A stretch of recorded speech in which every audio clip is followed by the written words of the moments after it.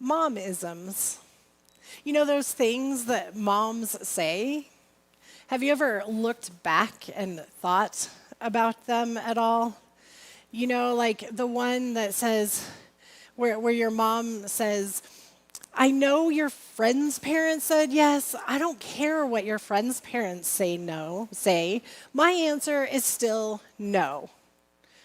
Or what about the one that says, choose your friends wisely? They shape you. They form you. Or what about my favorite one? If your friends jumped off a bridge, would you jump too?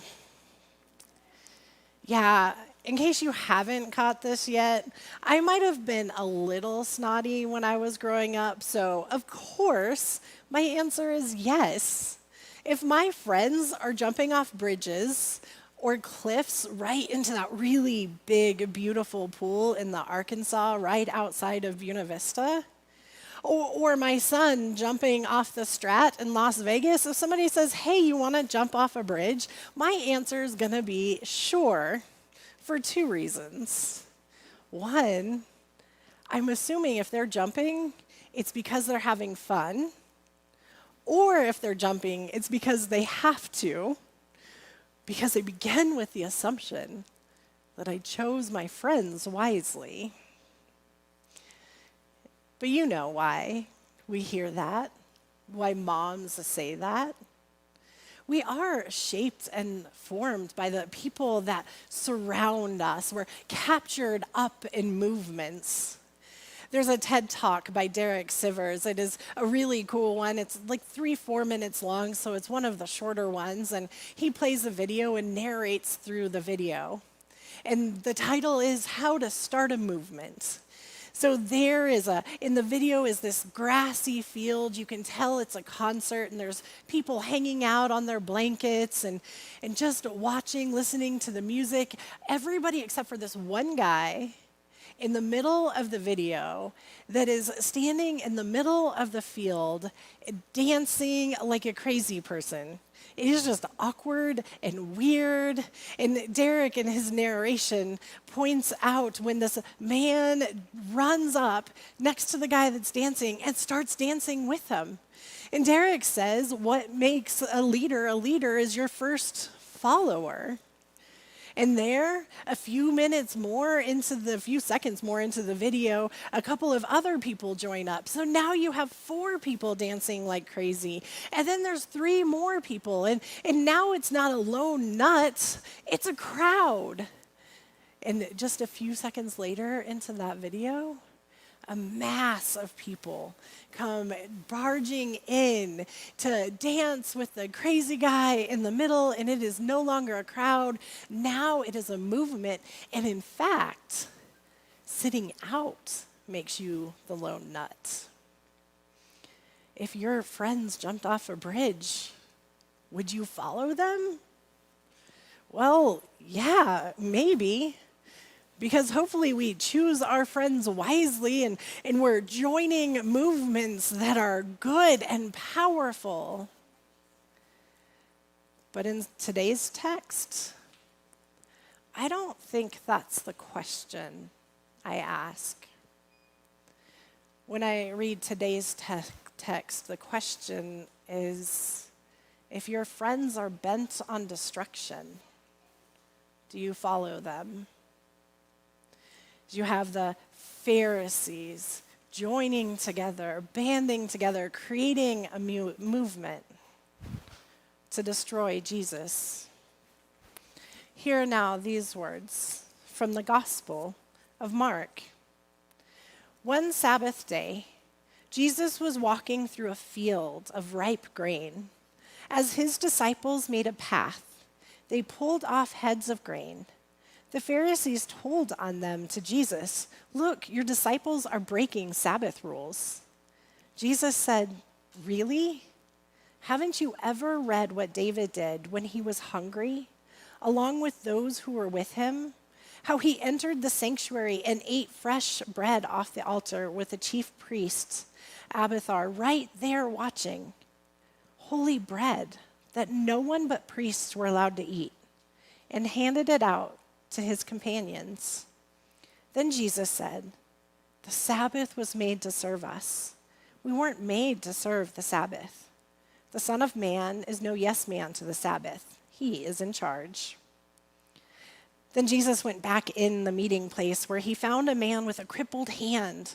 The Pharisees had their eyes on Jesus to see if he would heal him, hoping to catch him in a Sabbath violation. He said to the man with the crippled hand, "Stand here where we can see you." Then Jesus spoke to the people. What kind of action suits the Sabbath best? Doing good or doing evil? Helping people or leaving them helpless? No one said a word. He looked them in the eye, one after another, angry now, furious at their hard-nosed religion. He said to the man, "Hold out your hand."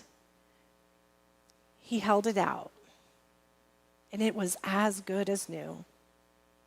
The Pharisees, they got out as fast as they could, sputtering about how they would join forces with Herod's followers and ruin Jesus. May God bless the reading, hearing, and understanding of this word. The Pharisees join a long line of groups of people that were bent on destruction. You have the Hebrew people coming out of Egypt, bent on destroying the Canaanites. Of course, there's many that are so much closer to us. It wasn't even a lifetime ago when there was a movement of people, of lynch mobs, to take the lives of black men and women. You have the Holocaust, and I remember every time I think about this when we went to Israel 2 years in a row, and both times we were there, we went to the Holocaust Museum, and in the museum, and I know I've talked about this because it was so powerful, but it's a timeline, and you walk in to before the Holocaust started. Life is normal. Sort of like our life. I mean, these German people, they lived their lives often like we do. They were educated. They were religious. And you walk through this timeline museum, starting with such subtle things. Keeping the Jews and the Gentiles apart, not allowing them to marry. Subtle little laws that maybe we're uncomfortable, but it's okay. As you walk through the timeline, you hear stories, you hear speeches that are dehumanizing and hurtful. And as you continue to walk through the timeline, you see piles of menorahs stolen from people's homes. Until at the end, it's just devastating and heavy and sad. If your friends were bent on destroying a people, would you join them? One of the times we were there, we visited a farm. It's called the Tent of Nations. And it is a family farm that had been in the family for generations and generations. It had gone through multiple governments that had ruled the land. And at this point, the Israeli government had decided they wanted that land. And it started off subtle, making laws, rules, not allowing them to have water, buildings, electricity. And it got more and more, cutting off the roads, cutting down their olive trees, which are sacred to the Palestinian people. And I remember when we went to go visit the farm, we were standing right outside the gate, waiting for them to come open it. And we had to park the bus far away and walk in because the roads had cut off the family from leaving, so we had to walk in. But it hadn't cut off the roads from another side, from the Israeli side. And we're standing there, and all of a sudden, here comes a car barreling down this dirt road. And I just assumed they were driving by, but they were coming at us fast. And I just assumed they would slow down. But they didn't. They were there to scare us, to let us know that we weren't welcome on this family farm. And when you got on the farm, the farmer took us up to the top of a hill, and he stood us there, and he said, "Do you see all these cities sitting at the top of every hill that you can see from here?" Yeah. They're all Israeli settlements, little towns on what used to be family farms. If your friends were bent on destruction, would you follow them? And of course, it's not always those that are in power that cause the destruction. Sometimes it is those that are being oppressed that rise up. Like the French Revolution. Thousands of men and women were beheaded because they had power, they had privilege, money, they could eat. So this movement was a movement to destroy. It is really easy to read this text and look at the Pharisees as them, look at the Pharisees as the bad guys, look at the Pharisees and go, "Oh, if Jesus was in my midst, I would not be one of them."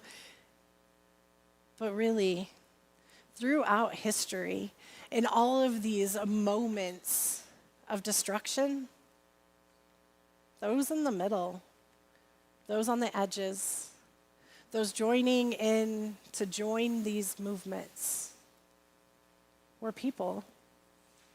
People like you, people like me. Because really, in some ways, our moms were right. Choose your friends wisely. They will shape and they will form you. And what I see in this text is I see Jesus holding up a mirror to us, inviting us to see ourselves, inviting us to see our story and how we are responding in those moments that we stand in grief and fear and anger and betrayal and blame. Jesus holds up a mirror and invites us to see. But not any mirror, a true mirror. So you know, and I know, if you of all the faces that you have ever seen in the world, the thousands of people that you have interacted with, the thousands of people that you have had conversations with, there's only one face that you have never truly seen, and that is your own, because when you look in the mirror, you look at a reflection of yourself, so you don't see yourself as the world sees you. You look in the mirror, and in some ways, whether we know it or not, we pose for ourselves. We look for those places that are imperfect so we can fix our makeup.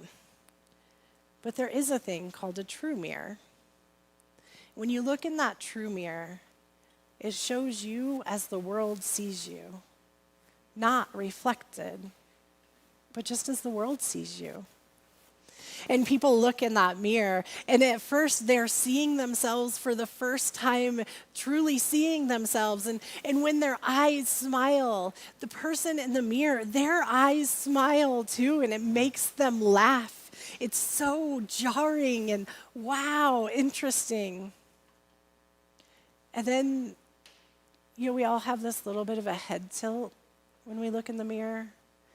When you look in a true mirror, you try to fix it, but the mirror goes the other way. So people start studying themselves and not sure if it's really them and start looking for the imperfections. There's that flaw that I remember seeing. oh, there I am. And sometimes the people, as they are seeing themselves for the first time, become deeply reflective. One woman, after the jarring laugh, says, oh, I can see the life lived in this face. I can see the flaws, the imperfections. I can see the dark moments that she has traveled through. I can see the light and the joy. There's another woman. She did the same thing, laughed at seeing herself, and then looked and started studying herself as if for the very first time she had ever seen herself. And then she started crying. Oh, she said, there I am. I just went through a bad breakup. I thought I had lost myself. Thought I lost myself in the grief and in the pain. And through her tears, she said, oh, there I am. Jesus in this text holds up a mirror, inviting us to see our true selves in all the grief, all the pain, the loss, the betrayal, the blame. It invites us to not take steps into a movement, not to follow our friends into destruction, but instead see through all it is into who we really are. Beloved children of God, living in the love of God. Thanks be to God. Amen.